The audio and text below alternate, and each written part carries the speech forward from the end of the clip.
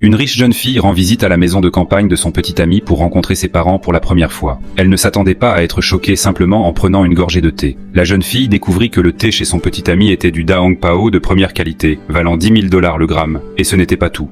En entrant dans la cuisine de son petit ami, elle constata que le vin de cuisson utilisé pour éliminer les odeurs de poisson était en réalité une bouteille de Lafite valant 100 000 $. Alors qu'elle s'apprêtait à aider à allumer le feu pour cuisiner, elle fut encore plus choquée de découvrir que le bois de chauffage utilisé dans cette maison était du précieux bois de Nanmu doré. Ce n'est qu'à ce moment-là que la jeune fille réalisa que la famille de son petit ami était loin d'être ordinaire. Il s'avéra que le garçon était en réalité l'héritier d'un conglomérat financier de classe mondiale, mais ses parents avaient choisi de l'éduquer en cachant leur véritable identité, vivant dans cette région rurale pauvre, se faisant passer pour de simples fermiers. Le garçon croyait sincèrement que sa famille était pauvre, ramassant souvent des bouteilles pour les vendre et gagner un peu d'argent. Cela l'avait conduit à presque terminer ses études universitaires sans jamais avoir de petit ami. Pire encore, ses parents lui avaient donné un ordre. Il devait ramener une petite amie à la maison pendant les vacances. Pour satisfaire ses parents, il décida de trouver une fille à l'université pour faire semblant d'être sa petite amie. Malheureusement, après avoir demandé à plusieurs filles, il tombait toujours sur des filles qui avaient déjà un petit ami, ou qui méprisaient sa pauvreté, et toutes refusèrent sa demande. Alors qu'il se demandait comment expliquer la situation à ses parents, une riche jeune fille s'approcha de lui. Elle lui dit qu'elle pouvait prétendre être sa petite amie, mais à une condition, il devrait aussi prétendre être son petit ami quelques jours plus tard, et elle le paierait pour cela. Le garçon accepta rapidement ces conditions. Après tout,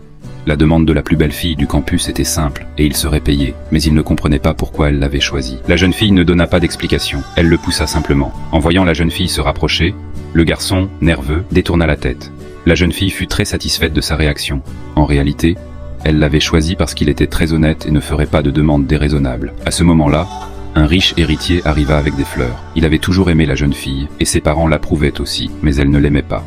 En voyant la jeune fille avec un garçon pauvre, le riche héritier fut furieux. Il déclara sans détour que le garçon n'était pas digne de rivaliser avec lui. Se souvenant de sa promesse à la jeune fille, le garçon s'avança, la prit dans ses bras et déclara être son petit ami. Il se montra même affectueux devant le riche héritier. Ce dernier, furieux, remarqua que beaucoup de gens les observaient et partit en colère. Le lendemain, le garçon emmena la jeune fille chez lui. Comme il n'avait pas prévenu ses parents à l'avance, ils cachèrent précipitamment tout objet de valeur dans la maison. Avant leur arrivée, et même après, la jeune fille ne se souciait pas du tout de la pauvreté de la maison, et salua chaleureusement les parents. En voyant une si belle fille, les parents furent ravis. Sa mère lui servit eagerly une tasse de thé. La jeune fille prit une gorgée, et réalisa qu'il s'agissait du Da Hong Pao de première qualité, valant 10 000 $ le gramme. Les parents paniquèrent en réalisant qu'elle l'avait reconnu. Le garçon demanda ce qu'il y avait de spécial avec le thé. La jeune fille expliqua qu'il était extrêmement rare et qu'aucune famille moyenne ne pouvait se le permettre. Le garçon, perplexe, prit une gorgée lui-même. Il trouva que le goût était le même que d'habitude. Il dit à la jeune fille « C'est juste du thé ordinaire. Ma mère utilise même ce thé pour faire des œufs au thé. » La jeune fille huma le thé à nouveau, confuse, mais convaincue que son jugement était correct. Voyant qu'il risquait d'être découvert,